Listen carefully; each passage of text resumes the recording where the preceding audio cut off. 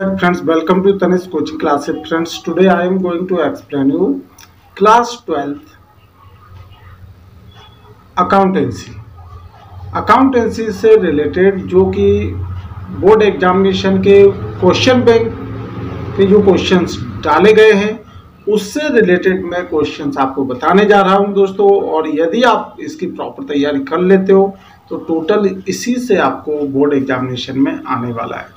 तो दोस्तों first number मैं आपको इसको बताना शुरू करूं, इसको हिंदी में आप इसमें प्रॉब्लम फेस करना पड़ रही है तो मैं इसको विथ इंग्लिश आपको ट्रांसलेट कर देता हूं दोस्तों। आई होप आपको ये वीडियो पसंद आएगा और यदि आपको ये वीडियो पसंद आता है दोस्तों तो हमारे इस वीडियो को लाइक शेयर और यदि आपने हमारा चैनल सब्सक्राइब नहीं किया है तो हमारे चैनल को सब्सक्राइब कर बेल आइकॉन ऑल पर सेट कर ले, जिससे हमारे द्वारा बनाए जाने वाले प्रत्येक वीडियोज का नोटिफिकेशन आप तक पहले पहुंच सके। तो दोस्तों बिना देर करते मैं इसकी शुरुआत करता हूं। फर्स्ट नंबर आप इसमें देखें, आपको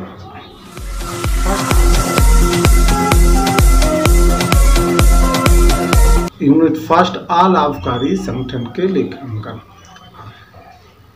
यानी कि accounting for not for profit organisations. Choose the correct option, सही विकल्प चुनिए। Choose the correct options. लाभ ना कमाने वाली संस्थाएं बनाती हैं।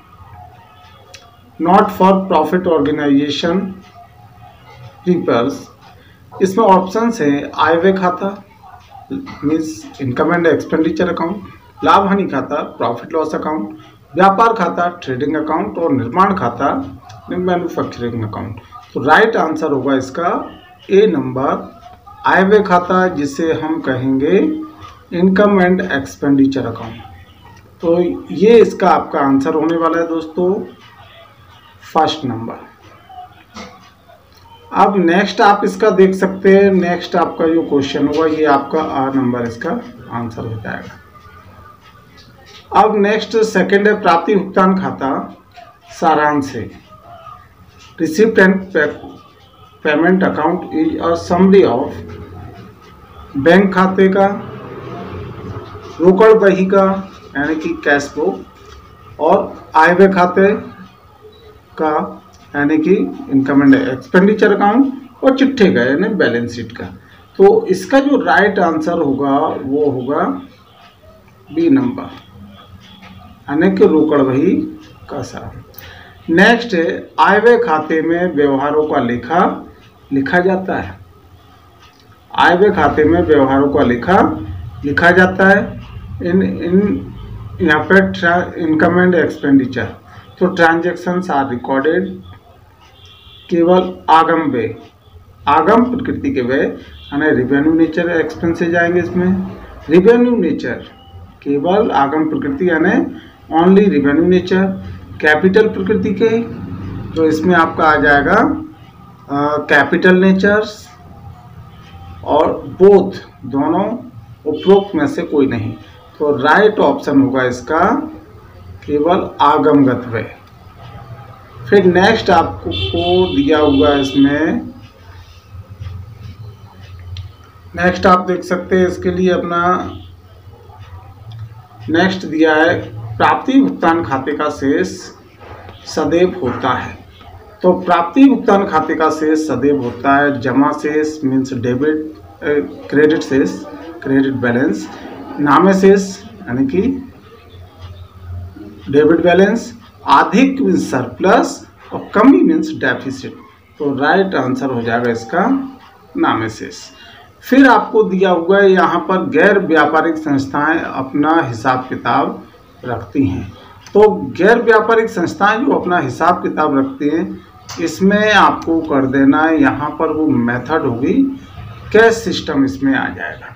इसका हो जाएगा क्या, कैश सिस्टम। तो यहाँ पर हम कर लेते हैं क्या, कैश सिस्टम इसका आ जाएगा। तो यहाँ पर आप देख सकते हैं कौन सा, कैश सिस्टम, कैश और ये सिस्टम। कैश सिस्टम मीन्स यहाँ पर हो जाएगा आपका, इसका आंसर में आ जाएगा। कैश सिस्टम तो आप कर सकते हैं गैर व्यापारिक संस्थाएं अपना हिसाब किताब रखती है रोकड़ पद्धति से। और यहाँ पे नॉट फॉर प्रॉफिट ऑर्गेनाइजेशन का जो ट्रांजैक्शन होंगे इनका हिसाब किताब रखा जाएगा, वो कैश सिस्टम में रखा जाएगा। गैर व्यापारिक संस्था का मुख्य उद्देश्य यहाँ पर हो जाएगा सोशल वेलफेयर और फिलैंथ्रोपिक एक्टिविटीज। तो नॉट फॉर प्रॉफिट, तो main objective of not for profit organisations is यहाँ पर सोशल वेलफेयर, यहाँ पर कर दें आप फिलैंथ्रोपिक एक्टिविटी, यानी कि समाज कल्याण, इसमें आप कर सकते हो समाज सेवा, समाज कल्याण इनका उद्देश्य होगा। फिर खालिस्तान संपत्तियों का दायित्व पर अधिक दर्शाते हैं। यहाँ पर पूंजी, कौन सा, यहाँ पे पूंजी कैपिटल फंड यहाँ पे कर देंगे, पूंजी संचय संपत्ति का दायित्व पर अधिक दर्शाता है। आयव्यय खाते में केवल खालिस्तान मदें लिखी जाती हैं, तो dash transactions are recorded in income and expenditure account, यहाँ पर फिल कर देंगे रेवेन्यू, इसमें आ जाएगा क्या, रेवेन्यू। नेक्स्ट आपका आ जाता है सत्तासत, आपको बताना है प्राप्ति भुगतान खाते में केवल पूंजीगत मदें लिखी जाती हैं। तो प्राप्ति भुगतान खाते में तो इन रिसिप्ट एंड पेमेंट, यहाँ पर आपको बताना है receipt in receipt and payment account capital, यहाँ पे कौन सी ट्रांजैक्शंस आर रिकॉर्डेड, कौन सा कैपिटल ट्रांजैक्शंस आर रिकॉर्डेड। तो यहाँ पर आपका ये हो जाएगा फॉल्स। यहाँ पे बोथ नेचर के ट्रांजैक्शन होंगे, चाहे तो रेवेन्यू से रिलेटेड हो या कैपिटल से रिलेटेड हो, ये फॉल्स हो जाएगा। प्राप्ति भुगतान खाते में समायोजन नहीं किए जाते, यहाँ पर adjustment are not done in receipt and payment, तो यहाँ आप कर दें ट्रांजैक्शन समायोजन नहीं किए जाते, तो ये हो जाएगा ट्रू, क्योंकि इसमें समायोजन नहीं किए जाते। तो यहाँ पर दोस्तों जो आपका फर्स्ट वाला जो होगा उस अभी आपका है आंसर इसका, केवल पूंजीगत मदों का लिखा होता तो ये तो हो गया फॉल्स। फिर नेक्स्ट वाला जो होगा आपका हो जाएगा क्या, ट्रू। फिर आपको नेक्स्ट इसके आगे आप देख सकते हैं आयव्यय खाता एक नाम मात्र का खाता है, यानी कि income and expenditure account is a nominal account, तो इसका आपका आंसर हो जाएगा ये ट्रू होगा ये, क्योंकि ये एक नॉमिनल अकाउंट होता है। और नेक्स्ट आपको दिया है पेशेवर व्यक्ति अपना हिसाब किताब रोकड़ पद्धति में रखते हैं, तो ये भी ट्रू हो जाएगा, यानी जो प्रोफेशनल पर्सन होंगे वो अपना हिसाब किताब कैश सिस्टम में रखते हैं। नेक्स्ट आपका आ जाता है गैर व्यापारिक संस्थाएं, संस्था का मुख्य आय चंदा एवं दान है, तो ये भी आपका हो जाएगा right.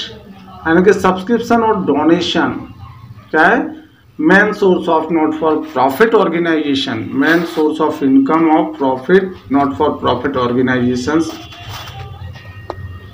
Is subscription and donation, या बोल सकते हैं हम subscription and donation are the main source of not for profit organisations, तो यहाँ पर आपका आ जाएगा ट्रू। अब दोस्तों इसके बाद में आपको क्वेश्चंस बता देता हूँ, इससे रिलेटेड क्वेश्चंस आएंगे। फर्स्ट आयव्यय खाते, आयव्यय खाते से आपका क्या आशा है, what do you mean by income and expenditure account. गैर व्यापारिक संस्थाओं से आपका क्या आशा है, what do you mean by not for profit organisation. गैर व्यापारिक संस्थाओं की आय एवं व्यय की मदें लिखिए। यहाँ पर right the transactions of not for income and expenditure, यहाँ पे गैर व्यापारिक संस्थाओं की आय एवं व्यय की मदें लिखिए, तो write the transactions of not for income of transactions of income and expenditure of not for profit organisations. स्थिर दान कोष क्या है, तो what do you mean by, या what is fixed donation fund. Next है प्रारंभिक पूंजी कैसे निकाली जाती है, how to calculate opening capital. प्रवेश शुल्क क्या है, व्हाट इज एंट्री फीस। चंदा क्या है, व्हाट इज सब्सक्रिप्शन, या what do you mean bye subscription, इस तरीके से आपसे पूछा जा सकता है। तो ये 2 मार्क्स वाले क्वेश्चंस में आपको इससे पूछा जाएगा। अब इसके अलावा आप आगे का देख सकते हैं, आपको जो क्वेश्चंस पूछे जाएंगे वो 5 मार्क्स में आएंगे। 5 मार्क्स के क्वेश्चंस में आपको फर्स्ट है प्राप्ति भुगतान खाता किसी संस्था की आर्थिक स्थिति का द्योतक है नहीं है, समझाइए। तो receipt and payment account is not the आर्थिक स्थिति is not the proof of, यहाँ पर फाइनेंशियल कंडीशन एक्सप्लेन। गैर व्यापारिक संस्थाओं द्वारा रखी जाने वाली पुस्तकें कौन कौन सी हैं, तो यहाँ पर तो which books are kept by not for profit organisations, और प्राप्ति भुगतान खाता और आय व्यय खाते में अंतर लिखिए। तो यहाँ पर difference and distinguish between receipt and payment account and income and expenditure account. Next question, गैर व्यापारिक संस्थाओं की आय के प्रमुख स्रोतों को समझाइए। तो explain the sources of income of not for profit organisations. गैर व्यापारिक संस्थाओं की व्यय की मदों को समझाइए। तो यहाँ पर explain the transactions of expenditure of not for profit organisations. फिर प्राप्ति भुगतान खाता और रोकड़ वही का सारांश है, समझाइए। तो cash book is a summary of receipt and payment account, explain. ये आपके जो क्वेश्चंस दिए हैं दोस्तों, ये 5 मार्क्स में इनमें से आपको क्वेश्चंस बनेंगे, और आगे भी इसमें आपको कुछ क्वेश्चंस दिए हैं, तो मैं मेन अभी आपको क्वेश्चंस बता देता हूँ। तो ये आपके 6 क्वेश्चन हो गए। फिर 7th और 8th, ये दोस्तों आपको इसमें निम्न जानकारी से 31 मार्च 2017 को आय व्यय खाता बनाइए। तो यहाँ पर आपको prepare income and expenditure account, यहाँ पे इनकम एंड एक्सपेंडिचर अकाउंट आपको बनाना है गिवन इंफॉर्मेशन से। तो यहाँ पर प्राप्त चंदा यानी कि आपको दिया है रिसीव्ड सब्सक्रिप्शन रिसीव्ड 11,100। नेक्स्ट है विनियोग से प्राप्त ब्याज यानी कि इंटरेस्ट ऑन इन्वेस्टमेंट 380। भाषण से आए तो यहाँ पर आपका इनकम फ्रॉम स्पीच या मोटिवेशनल आपका स्पीच, इसमें 2320 है।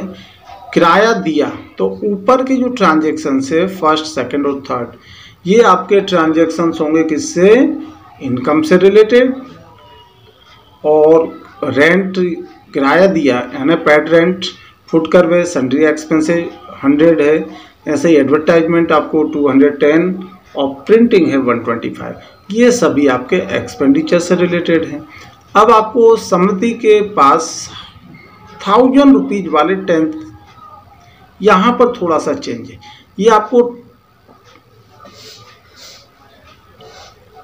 इन्वेस्टमेंट है एक टाइप का, ये 1000 और 10 इसमें आपको बॉन्ड्स है। इसके आपको एग्जाम्पल नंबर आप इसका चैप्टर का देख सकते हो, ये आपको 22 एग्जाम्पल नंबर में सही मिल जाएगा।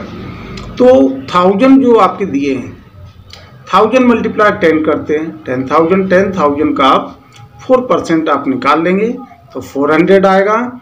और फिर आपको बाकी एडजस्टमेंट इसमें 80 रुपीज़ दिया है रेंट का, आउटस्टैंडिंग है, तो आपको आउटस्टैंडिंग को प्लस कर लेना है। ऐसे ही आपके छपाई के 95 रुपीज़ आउटस्टैंडिंग है, तो ये 95 ये भी आपको क्या कर लेना है, आउटस्टैंडिंग है, तो रिलेटेड ट्रांजेक्शन में प्रिंटिंग में ये आपको प्लस कर लेना है। तो आई थिंक आपको ये क्लियर हो गया होगा। इनकम में आपको ऊपर के तीनों लेना है और नीचे वाले चारों आपका एक्सपेंडिचर में आएगा, और एक्सपेंडिचर से रिलेटेड आपको 80 रुपीज़ और 95 एडजस्टमेंट है, ये आप कर लेंगे। फिर आपके इनकम साइड में आपको एडजस्टमेंट आपका दिया है, तो वो क्या होगा कि 400 हमने कैलकुलेट किया कि 1000 माइनस 10,000 इसका 4% निकाला तो आपका यहाँ पर 400 निकला। 400 में से आपको इन्वेस्टमेंट पर इंटरेस्ट 380 मिला है, तो टोटल में तो आप अमाउंट कॉलम में 400 लिखेंगे और 300 आपका इंटरेस्ट ऑन इन्वेस्टमेंट आएगा। तो ये 20 इसमें प्लस कर देंगे आपका एक्वायर्ड इनकम का। एक्वायर्ड इनकम मिला करके 400 बनेगा, तो अमाउंट में आपको 400 मेंशन करना है। तो इस तरीके से अब आप इसको प्लस कर लेते हैं। इनकम का टोटल आपका अधिक आएगा, इनकम के टोटल से आप एक्सपेंडिचर माइनस कर दोगे तो ये आपका कंप्लीट हो जाएगा सम, और सरप्लस इसमें निकलेगा आई थिंक वो 3000 के लगभग आपका ये आ जाएगा। तो इसे करके देख लें, और यदि आपसे नहीं बनता है तो आप मुझे बता दें, मैं इस पर वीडियो बना दूंगा। नेक्स्ट आपका लास्ट क्वेश्चन, आपको रिसिप्ट एंड पेमेंट अकाउंट बनाना है इसका। तो रिसिप्ट एंड पेमेंट अकाउंट में आप ये देख सकते हैं last question.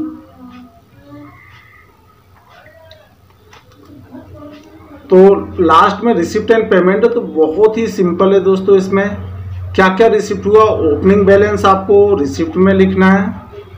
Opening balance receipt में आ जाएगा। प्रवेश शुल्क रिसिप्ट में आएगा। किराया प्राप्त ये एडमिशन फी आ जाएगा। किराया प्राप्त रेंट रिसिप्ट आ जाएगा। कर ये आपके एक्सपेंस पेमेंट में आना है, तो पेमेंट में आपको टैक्स लिख देना है 100 रुपीज़। और सचिव का मानदेय सेक्रेटरी का यहाँ पर सैलरी ऑफ सेक्रेटरी कर देंगे 500 पेमेंट में। स्टेशनरी पेमेंट में, इंश्योरेंस का पेमेंट साइड में आपको लिखना है। सब्सक्रिप्शन रिसिप्ट में आ जाएगा। दान से प्राप्त रिसिप्ट, बिजली व्यय सब्सक्रिप्शन, डोनेशन ये आपका रिसिप्ट, और इलेक्ट्रिक एक्सपेंसेज आपका पेमेंट हो जाएगा। सैलरी पेमेंट में लिखना है। और विनियोग से आए यहाँ पर इनकम फ्रॉम इन्वेस्टमेंट ये आपको लिखना है रिसिप्ट में। सन्ड्री एक्सपेंसेज आपका आ जाएगा पेमेंट में। और इस तरीके से अब आप इसका रिसिप्ट का टोटल कर लोगे, तो रिसिप्ट के टोटल में से पेमेंट वाले रफ में टोटल करके पेमेंट का टोटल माइनस कर देंगे। तो जो इस साइड, आई होप आपको हमारा वीडियो पसंद आया होगा। और यदि आपको हमारा वीडियो पसंद आया दोस्तों, तो हमारे इस वीडियो को लाइक, शेयर, और यदि आपने हमारा चैनल सब्सक्राइब नहीं किया तो हमारे चैनल को सब्सक्राइब कर बेल को ऑल पर सेट कर ले, जिससे हमारे द्वारा बनाए जाने वाले प्रत्येक वीडियो का नोटिफिकेशन आप तक पहले पहुंच सके। तो फ्रेंड्स, आज के लिए इतना ही। मिलते हैं नेक्स्ट वीडियो में। आगे हम नेक्स्ट सेकेंड यूनिट से रिलेटेड मैं इसमें बताऊँगा। तो फ्रेंड्स,